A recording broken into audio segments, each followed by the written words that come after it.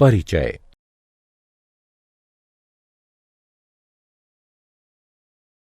छात्रों, क्या आप बता सकते हैं कि यह कौन सा समीकरण है? यह एक रैखिक समीकरण है सर। हाँ, यह एक रैखिक समीकरण है। क्या तुम इस समीकरण को हल कर सकते हो? हाँ, यह बहुत आसान है। सही। अब ये बताओ कि ये कौन सा समीकरण है? यह भी रैखिक समीकरण है। हाँ, यह भी एक रैखिक समीकरण है, लेकिन इसमें दो चर x और y हैं, अतः इसे दो चरों वाला रैखिक समीकरण कहते हैं।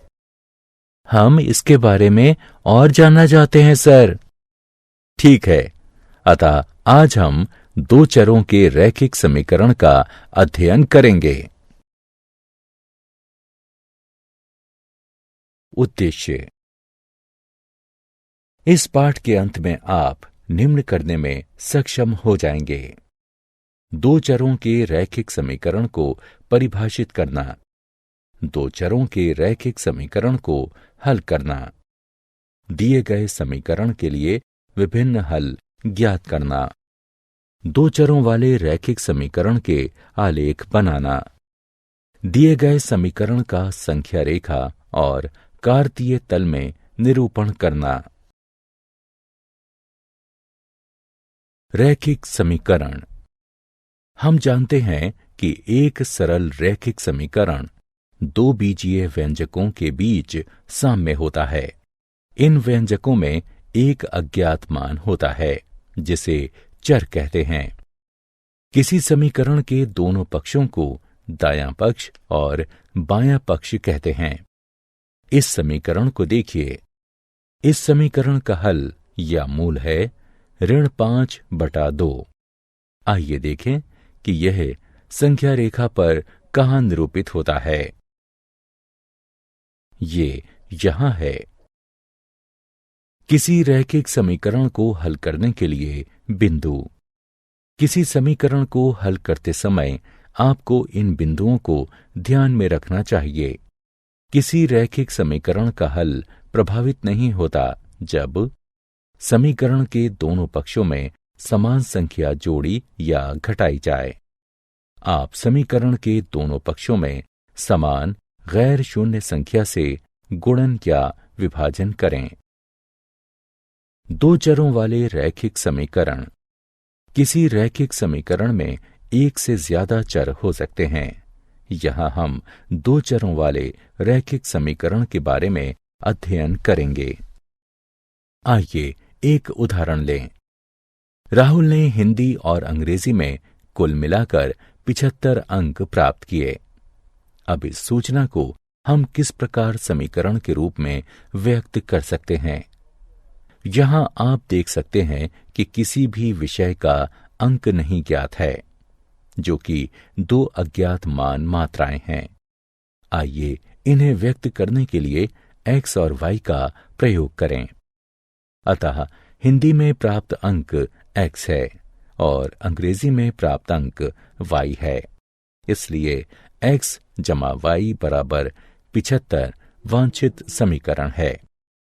यह दो चरों वाले रैखिक समीकरण का उदाहरण है। दो चरों वाले रैखिक समीकरण के कुछ अन्य उदाहरण हैं। 1.2s जमा 3t बराबर 5, p जमा 4q बराबर 7 और 3 बराबर 2x घटा 7y। इन समीकरणों को हम निम्न रूपों में क्रमशः व्यक्त कर सकते हैं। 1.2s जमा 3t घटा 5 बराबर 0, p जमा 4q घटा 7 बराबर 0 और 2x घटा 7y घटा 3 बराबर 0। अतः कोई भी समीकरण जिसे ax जमा by जमा c बराबर 0 के रूप में व्यक्त किया जा सकता है, जहां a, b और c वास्तविक संख्याएं हों तथा ए और बी दोनों शून्य ना हों। दो चरों वाला रैखिक समीकरण कहा जाता है। उदाहरण, आइए अब इन समीकरणों को ax जमा by जमा c बराबर 0 के रूप में लिखें। पहले समीकरण को 2x जमा 3y घटा 4.37 बराबर 0 के रूप में लिखा जा सकता है। यहाँ a बराबर 2, b बराबर 3 और c बराबर घटा 4.37 है। दूसरे समीकरण को x घटा 3y घटा 4 बराबर 0 के रूप में लिखा जा सकता है। यहाँ a बराबर 1, b बराबर घटा 3 और c बराबर घटा 4 है। अब इस समीकरण को देखिए। इस समीकरण को हम दो चरों में लिखेंगे। इसे इस प्रकार लिख सकते हैं, 1x जमा 0y बराबर घटा 5 या 1x जमा 0y जमा 5 बराबर 0। इसी प्रकार समीकरण y बराबर 2 को 0x जमा 1y बराबर 2 या 0x जमा 1y घटा 2 बराबर 0 के रूप में लिखा जा सकता है। रैखिक समीकरण का हल। हम जानते हैं कि एक चर वाले रैखिक समीकरण का एक अद्वितीय हल होता है, लेकिन दो चरों वाले रैखिक समीकरण के कितने हल होते हैं? क्योंकि समीकरण में दो चर हैं, इसलिए इसके हल में दो मानों का युग्म होगा, एक x के लिए और दूसरा y के लिए, जो समीकरण को संतुष्ट करेंगे। आइए समीकरण 2x जमा 3y बराबर 12 को लें। यहाँ x बराबर 3 और y बराबर 2 हल है, क्योंकि जब आप उपरोक्त समीकरण में x बराबर 3 और y बराबर 2 रखते हैं तो आप उत्तर में 12 प्राप्त करते हैं। इस हल को 3, 2 के रूप में भी लिख सकते हैं, क्योंकि यहाँ x का मान 3 है और y का मान 2 है। इसी प्रकार 0, 4 भी इस समीकरण के लिए एक हल है, क्योंकि जब आप समीकरण में x बराबर 0 और y बराबर 4 रखते हैं तो आप उत्तर के रूप में 12 प्राप्त करते हैं। हमने इस समीकरण के लिए कम से कम 2 हल प्राप्त कर लिए हैं। क्या हम और हल प्राप्त कर सकते हैं? क्या 6 शून्य भी इसी समीकरण का हल है? जी हां, 6 शून्य भी इसी समीकरण का हल है, क्योंकि जब हम समीकरण में x बराबर 6 और y बराबर 0 रखते हैं तो हमें उत्तर के रूप में 12 प्राप्त होता है। इसी प्रकार इस एक समीकरण के लिए अन्य कई हल प्राप्त किए जा सकते हैं और दो चरों वाले रैखिक समीकरण के विभिन्न हलों का कोई अंत नहीं है। इसलिए हम कह सकते हैं कि दो चरों वाले रैखिक समीकरण के अपरिमित रूप से अनेक हल होते हैं।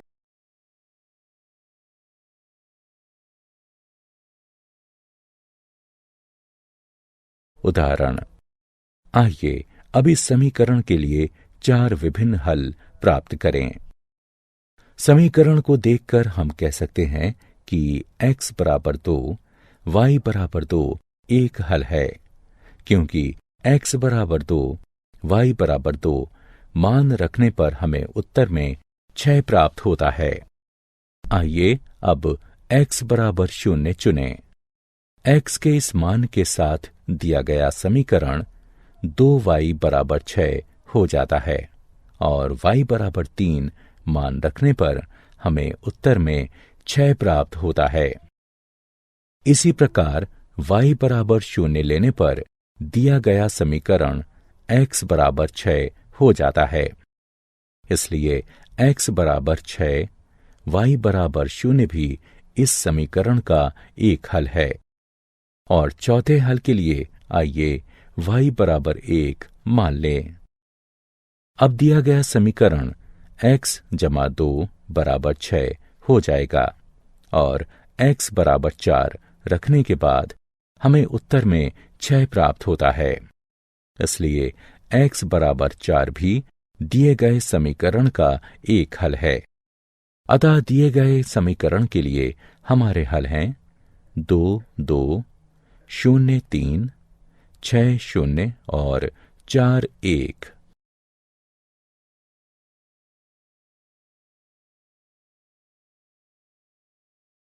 दो चरों वाले रैखिक समीकरण का आलेख। आइए अब दो चरों वाले रैखिक समीकरण के ज्यामितीय निरूपण को देखें। इस सारणी को देखें। इस दिए गए समीकरण का हल इस सारणी के रूप में दिया गया है। ये x के मान हैं और ये y के मान हैं। आइए अब इन बिंदुओं को आलेख कागज यानी ग्राफ पेपर पर आलेखित करें। आइए पहले x बराबर 0 और y बराबर 3 मान लें। यह वह बिंदु है जिसे हमने प्राप्त किया है।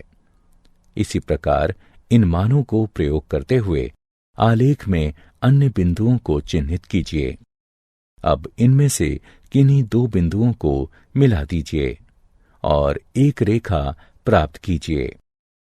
आइए 0, 3 और 4, 1 को मिलाएं। इसे रेखा AB कहेंगे।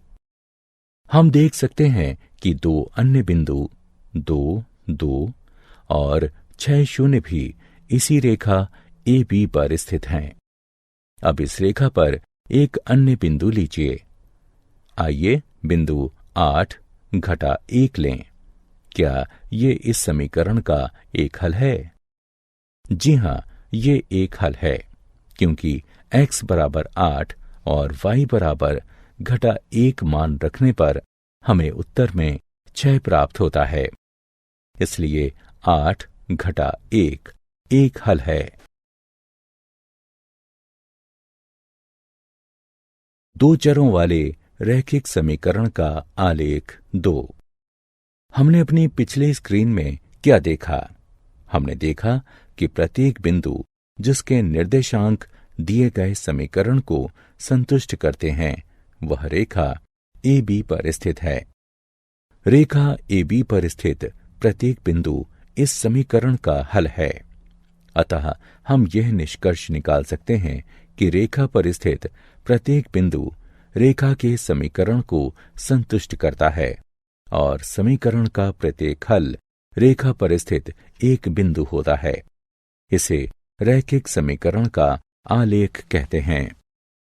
अतः दो चरों वाले रैखिक समीकरण का आलेख प्राप्त करने के लिए दो हलों के संगत दो बिंदु आलेखित करना और उन्हें एक रेखा से मिला देना पर्याप्त होता है।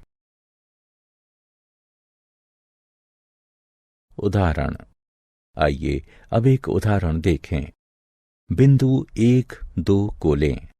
अब हम उस रेखा का समीकरण ज्ञात करेंगे जिस पर यह बिंदु स्थित है।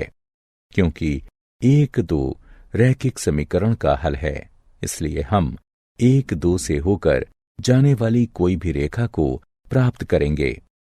ऐसे रैखिक समीकरण का एक उदाहरण x जमा y बराबर 3 है, क्योंकि जब हम x बराबर 1 और y बराबर 2 मान रखते हैं तो हमें उत्तर में 3 प्राप्त होता है। अन्य उदाहरण है y घटा x बराबर 1, y बराबर 2x। वस्तुतः ऐसे अपरिमित रूप से अनेक रैखिक समीकरण हैं जो बिंदु 1, 2 के निर्देशांकों से संतुष्ट हो जाते हैं।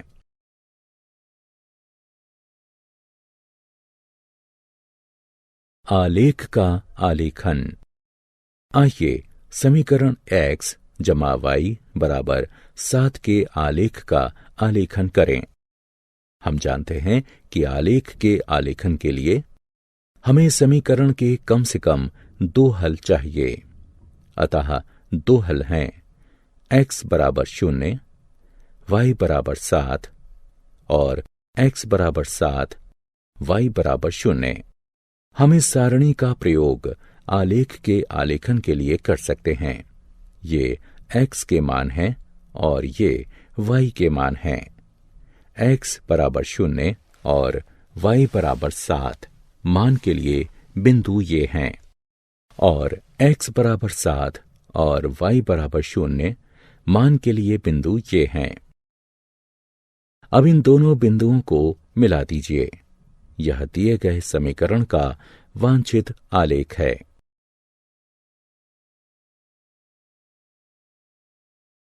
x अक्ष और y अक्ष के समांतर रेखा का समीकरण।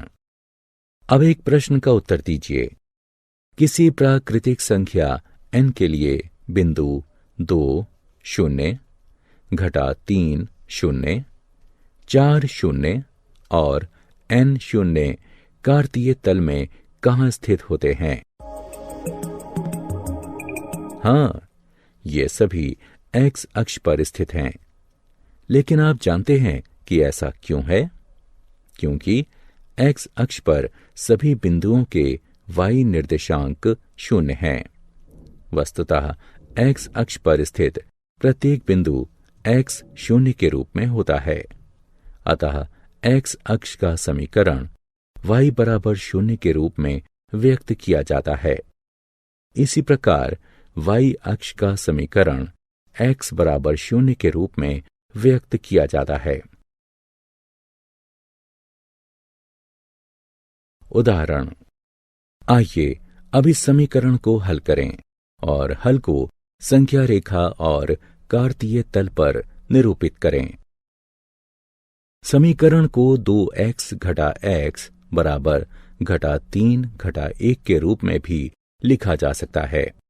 इसे हल करने पर हमें x बराबर -4 प्राप्त होता है। इसे हम समीकरण 1 से चिन्हित करेंगे। आइए अब देखें कि यह संख्या रेखा पर कहाँ स्थित है। ये यहां पर स्थित है। अब हम जानते हैं कि x बराबर -4 को निम्न प्रकार से लिखा जा सकता है। x जमा 0y बराबर -4 और ये 2 पदों वाले रैखिक समीकरण में परिवर्तित हो जाता है। इसलिए समीकरण x -4 के रूप में परिवर्तित हो जाता है। अतः हम इस समीकरण का पहला हल -4 0 के रूप में प्राप्त कर लेते हैं। क्योंकि y का मान सदैव 0 ही रहेगा, इसलिए समीकरण का दूसरा हल -4 2 होगा। अब इन बिंदुओं को आलेख पर चिन्हित करें। यह -4 0 है और यह -4 2 है। इन बिंदुओं को मिला दें। हम देख सकते हैं कि आलेख AB एक रेखा है जो y अक्ष के समांतर है और इसके बाईं तरफ 4 एकक दूर है।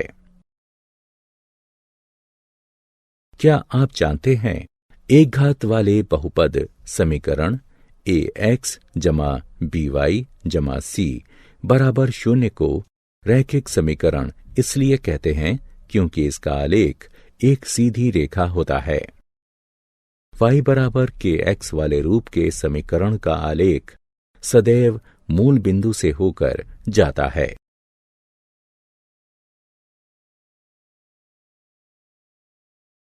सारांश। आइए हमने जो कुछ सीखा है उसे संक्षेप में दोहराएं। कोई भी समीकरण जिसे ax जमा by जमा c बराबर 0 के रूप में व्यक्त किया जा सकता है, जहां a, b और c वास्तविक संख्याएं हों तथा a और b दोनों 0 न हों, 2 चरों वाला रैखिक समीकरण कहा जाता है। 2 चरों वाले रैखिक समीकरण के अपरिमित रूप से अनेक हल होते हैं। 2 चरों वाले प्रत्येक रैखिक समीकरण का आलेख एक सीधी रेखा होता है। एक्स अक्ष का समीकरण y बराबर 0 होता है और y अक्ष का समीकरण x बराबर 0 होता है। x बराबर a का आलेख एक सीधी रेखा होता है जो y अक्ष के समांतर होती है। y बराबर a का आलेख एक सीधी रेखा होता है जो x अक्ष के समांतर होती है।